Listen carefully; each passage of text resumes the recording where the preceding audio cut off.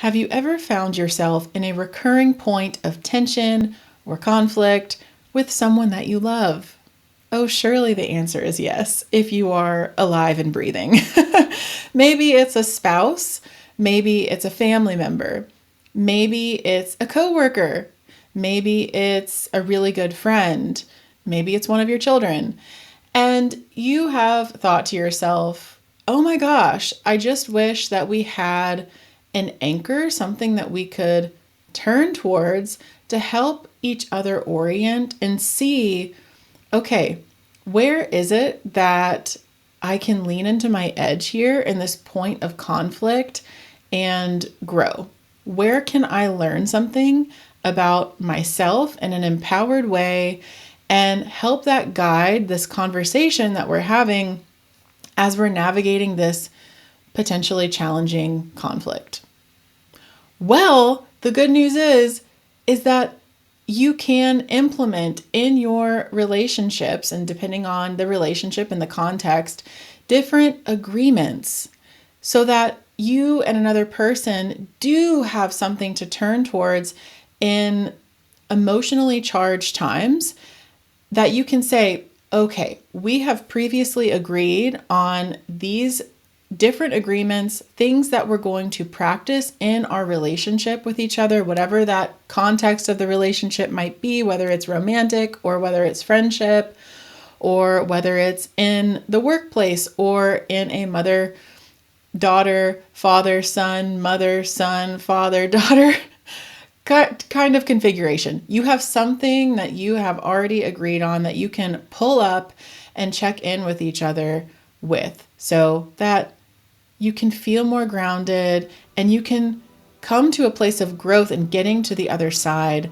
of that point of conflict. Today in this video, I'm going to share with you the 5 agreements plus a bonus agreement that I personally use in my relationships and in all of the work that I do with clients just like you.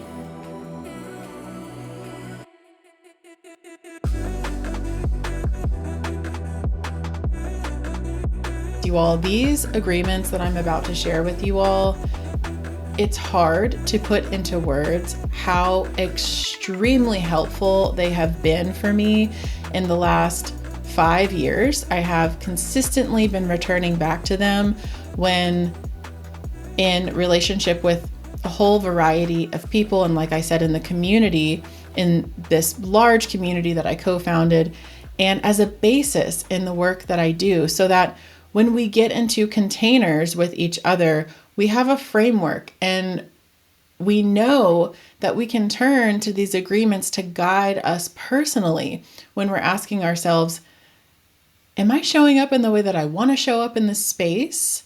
Let's check in and see with these agreements. And I also want to add that I have adopted these agreements from Authentic Relating International.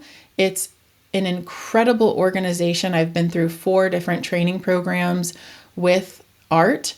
Authentic Relating is a big part of the work that I do. And something I love about these agreements is that we are constantly learning with these agreements. They're practices that reveal new dimensions of themselves with each layer of growth in our relationships. So it's not such a linear thing where we can check off, okay, agreement number 1, I'm doing it. Agreement number 2, I'm doing that too. It's more of an invitation to lean into our personal edge, our personal growth point, and ask ourselves,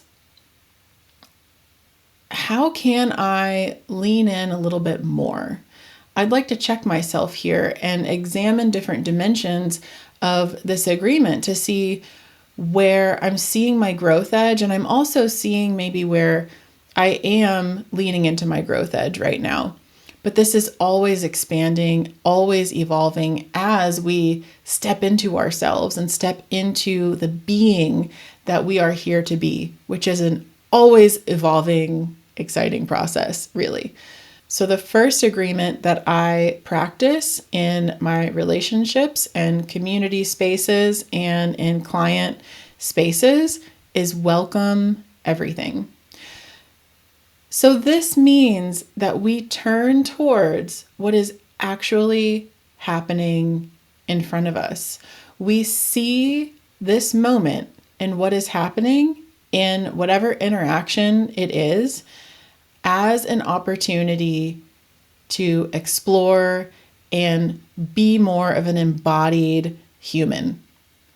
That doesn't mean that we tolerate whatever's happening, that we don't have boundaries. That's not what welcome everything really at its core means.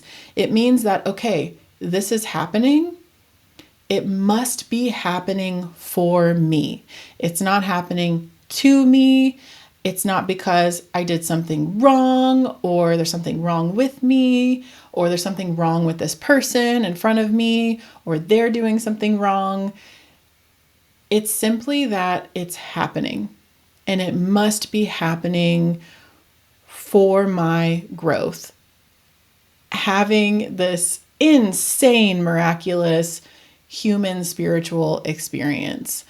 When we can lean into that practice of mindfulness, really, and welcoming what's here in the moment, possibilities open up. Our energy system eases up a little bit. It moves out of such a contracted place, especially when we're in an emotionally charged situation, whatever that is. Our energy system tends to contract and clench up. And that can lead to a much harder time in being explorative and growing from the experience that is before us. Agreement number 2 that we practice is check our assumptions. So, oh my goodness, we are making assumptions constantly. It's actually a really important part of this human experience that helps keep us alive. It helps keep our interactions with people and the world going. We have to make assumptions in order to move forward and take action in life. I mean, we are constantly doing it, really at all times. So when we lean into this practice of checking our assumptions in an emotionally charged situation, or even in just any ordinary situation where we find ourselves being able to be still for long enough to contemplate our unfolding experience, then we can step into a place of noticing, where am I creating stories right now? Where am I creating stories about this person that I'm speaking with, this person that I'm in relationship with? Maybe I might discover when I do this that I have created a whole story about what is going on for them, or what they're thinking about me, or maybe that they're judging me, but I might be making that assumption because maybe they have done it before. Maybe a certain situation before in the past has felt similar to this one. So I go ahead and jump to this assumption that that is exactly what's happening now. And this person is about to do that same thing again that they've done in the past. Understandable. Or also understandable that this person is about to do something that someone else has done in the past that has created a certain impact in my life that I don't want anymore. Or maybe an impact that I do want. And I might be getting really overly excited thinking that having an expectation of this person that isn't really accurate.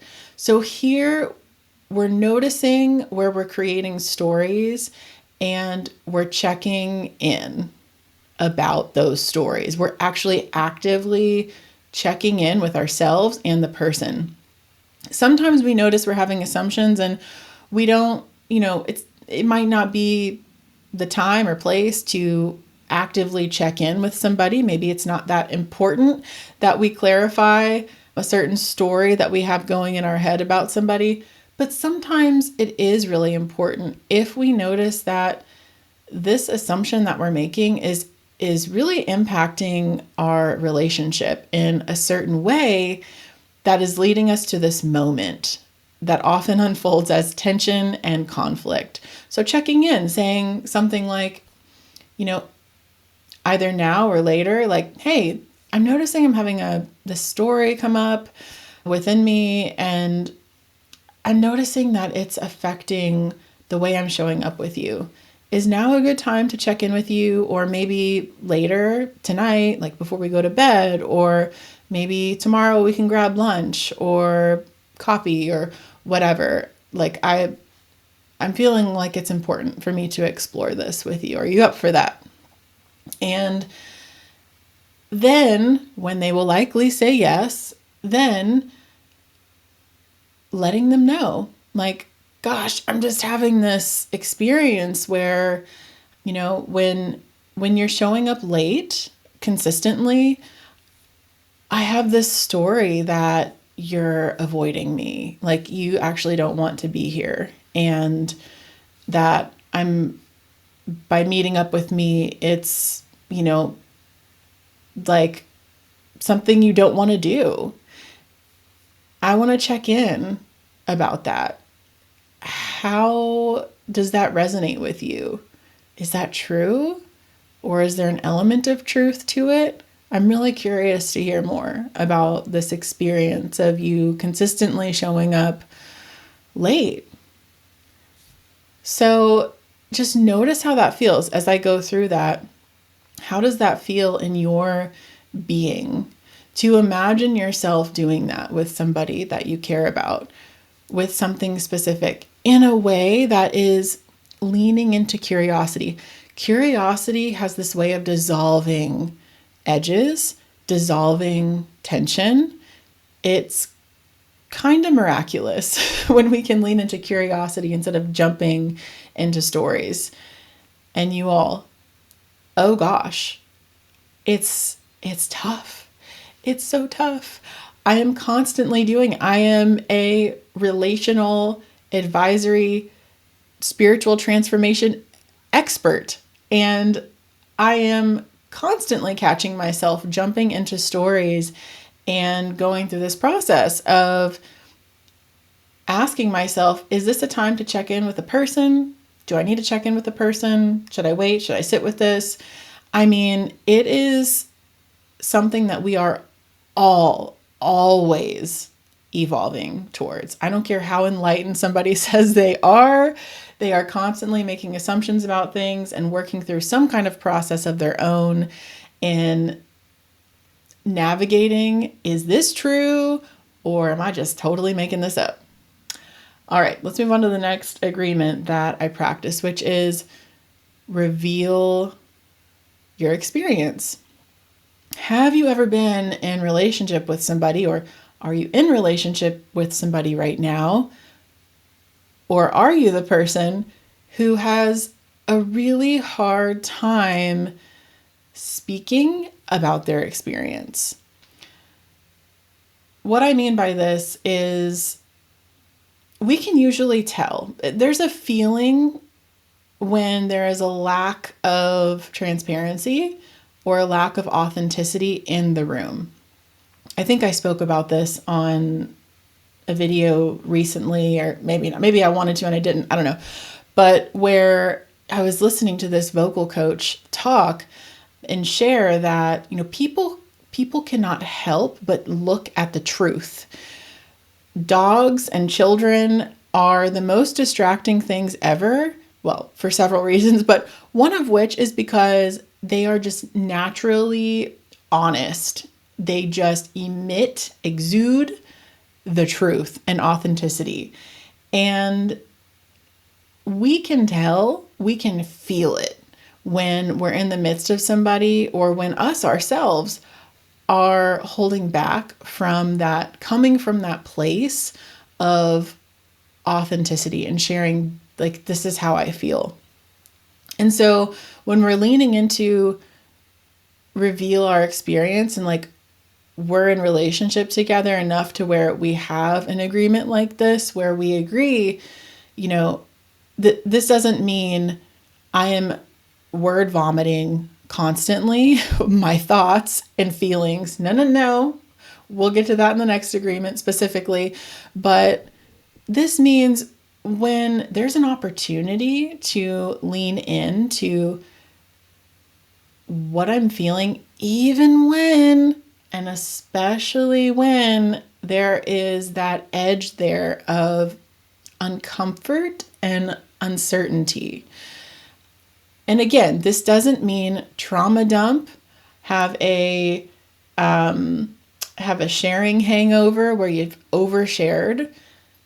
What this means is leaning into, okay, something is coming up for me right now about my experience with you, and I want to intentionally reveal that with you in service of connection with you, because I care about you. I want you to know me, and I'm trusting that this will help me know you better by sharing what's actually here for me right now, instead of holding back.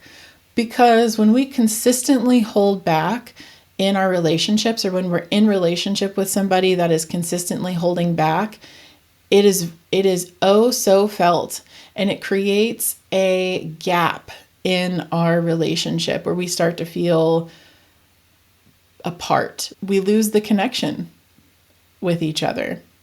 And eventually that leads to the dissolving of a relationship. So if we want to keep that relationship strong and healthy, this is such an important part of relational hygiene, is revealing our experience looks really different for all of us. Some of us may have grown up in extremely inward households where not much was shared, not much was communicated, authentic expression maybe was unsafe.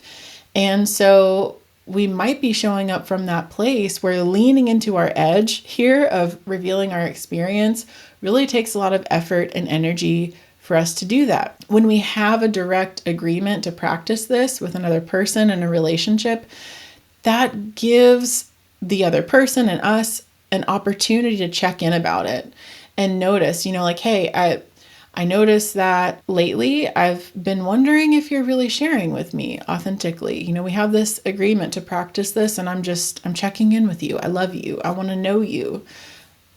What are you feeling about this? I have certainly been in a relationship with people where we didn't have an established agreement like this. And oh gosh, like it felt so much harder to check in about that. Like I felt like it was so much more confrontational for me to bring that up and painful, versus when I've been in relationship with people who are like that and we have come to agree, this is something that is important in our relationship, so we can check in about it. It makes all the difference in the world.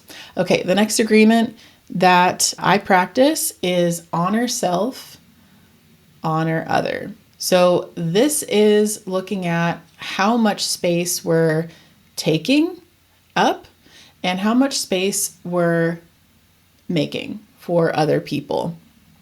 We've all been in rooms, or maybe you are the person listening that loves to share, and like you love to get into conversation, you love to start conversation, you love to share your experience, and you might walk away from an interaction feeling like, that's weird. Like people just kind of backed away from me, or I feel a little off after that interaction with somebody. I wonder what that was about.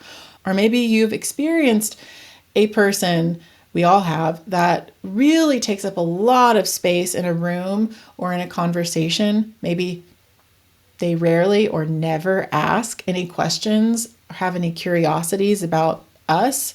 And we walk away feeling very unseen and like, okay, I know a lot about them, but pretty sure they don't know anything about me. That's not a great feeling. And then alternatively, maybe we're the person, or we know a person who isn't taking up space. They're not revealing their experience. They're not showing up in the interaction, in the relationship. And that doesn't feel very good either. So when we're honoring self and honoring other, we are acknowledging that we, and however we show up, in whatever way we show up, we have an impact on somebody else, even if that means that we're not saying anything or doing anything. Probably anybody listening to this has gotten the silent treatment before. And the silent treatment can be the loudest of all experiences when someone refuses to speak with us or acknowledge us. That is creating a major impact, even though there is a void of doing an interaction. So when we can agree, okay, we in this relationship are going to lean into this practice of honor self, honor other, we can then check in about it. So here's an example. When I'm in a space, in a conversation with someone, and I'm noticing that they're sharing a lot of information, or maybe they are, when I have this agreement with somebody, it's easier for me to turn with them and say something like, hey, can we pause right now? I just want to check in. I'm noticing that you're excited or you're sharing a lot right now, and there's a lot of things that I'm hearing from you, and I'm noticing within myself that I'm starting to withdraw, and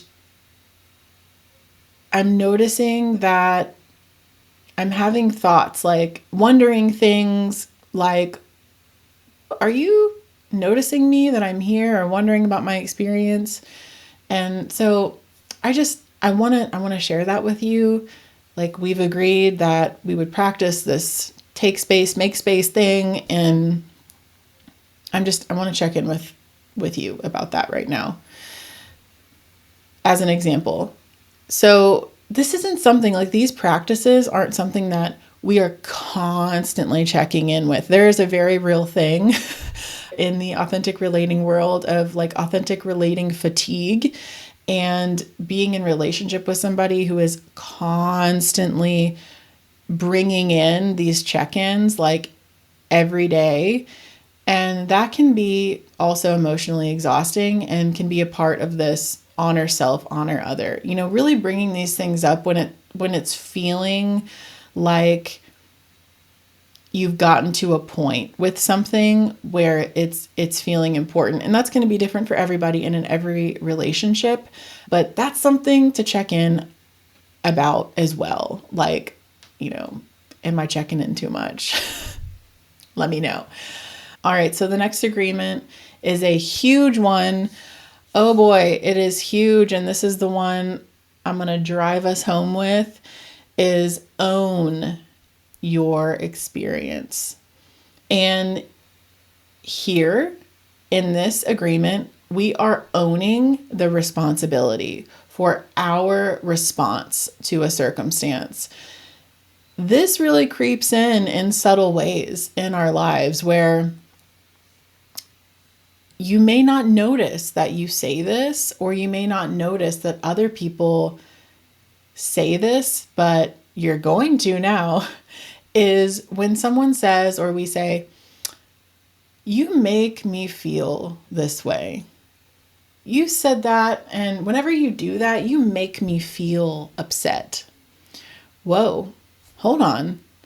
Is that person making you feel upset?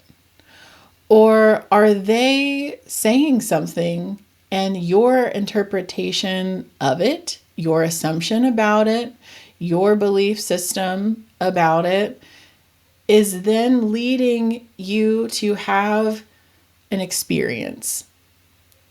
That experience that you're having is not their doing. They are not making you have that experience. Because someone could say that same thing and say it to somebody else, and the other person could then feel seen. They could feel like, yes, somebody gets me. Yes, totally, exactly. Whereas you feel upset about that thing. Therefore, they are not making you feel that way. And this may seem like a little thing because culturally, it is a constant thing that I observe in interactions that so often it's said. When we do that, we completely give our power away to somebody else. It's not only it's damaging the relationship with somebody else when we blame our feelings on somebody else, and it's really mostly damaging ourselves and our own perceived ability to take responsibility for our life and say something more like, when you said that about your beliefs, your religious beliefs, spiritual beliefs, your political beliefs, your beliefs about relationships, your beliefs about child rearing, whatever, fill in the blank with whatever activating thing. When you said that, I noticed within myself, my heart start beating and my mind started racing. And I had these different assumptions come up that I noticed, which sounded something like, if they believe that, then they must be lazy. They must be neglectful. They must not care about other people. And I'm noticing that that is an assumption that I'm making, and it's really having an impact on me. And so I want to share that with you and acknowledge that I had that response. Whoa, what a difference that interaction will be. I'd be willing to bet all of my money that I have that responding like that leads to more connection, a stronger relationship, a stronger point of understanding than coming from a place of, you made me feel that way. Which, oh my, I have seen that go sideways too many times to count. And the bonus agreement that I'm going to add on here, is we're totally at the end of our video, our time together, is confidentiality by request.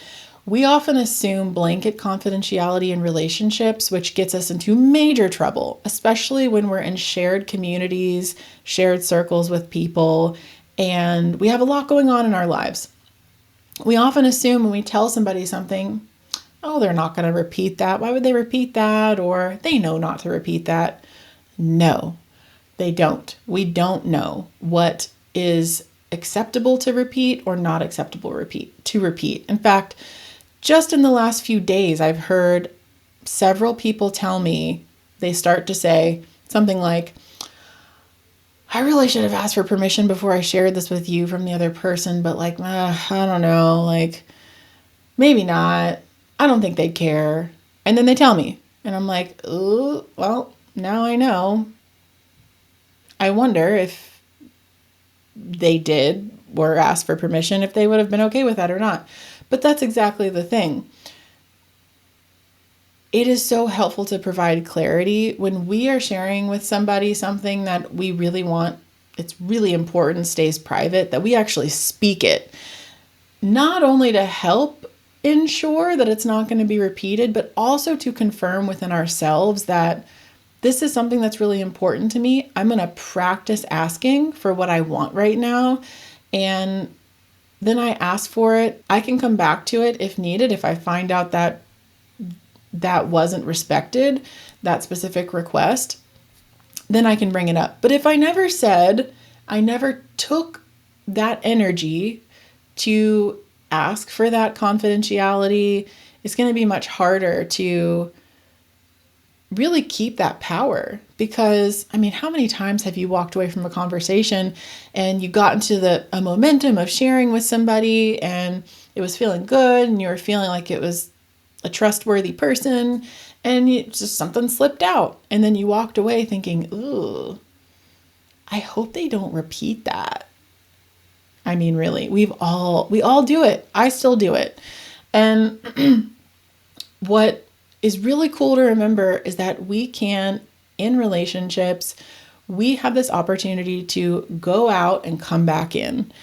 When we notice that that's happened, we can always later, if it's coming up for us, like, oh, I hope they don't repeat that, we can always message them, call them, ask that person, hey, I shared this with you and it kind of was sticking with me for a while and I felt a little uncomfortable that I shared it when I didn't ask for confidentiality. Could you keep that between us, please? It's really important for me that you do that. And that feels good to have that clarity. Clarity is great. Clarity frees us up to know where to move and like how to engage in the world. It's so appreciated. All right, y'all. Those were the agreements that I personally utilize. Please adopt them. Again, I have adapted them from Authentic Relating International, where I've been through a number of amazing trainings on authentic relating. Please do bring those, adjust them to your relationships in the specific context and environments that you may be in different types of relationships. And you can write them down. You can look at them with someone that you care about and talk about them. Just explore together and just bring them back in as needed. Speaking of authentic relating, I've got an amazing practice that I have recorded with my husband to show you all, to guide you through this practice called the noticing activity. It is powerful. So powerful. The only way to feel that power is to actually do it with someone that you care about. It will transform your relationship. Guaranteed. Money back guaranteed. Find the link below and I'll guide you through the practice and it'll help you get more in tune with what you are experiencing in the moment and help you bring much greater connection into your relationships. And with that, I will see you in the next video. Wishing you a wonderful week.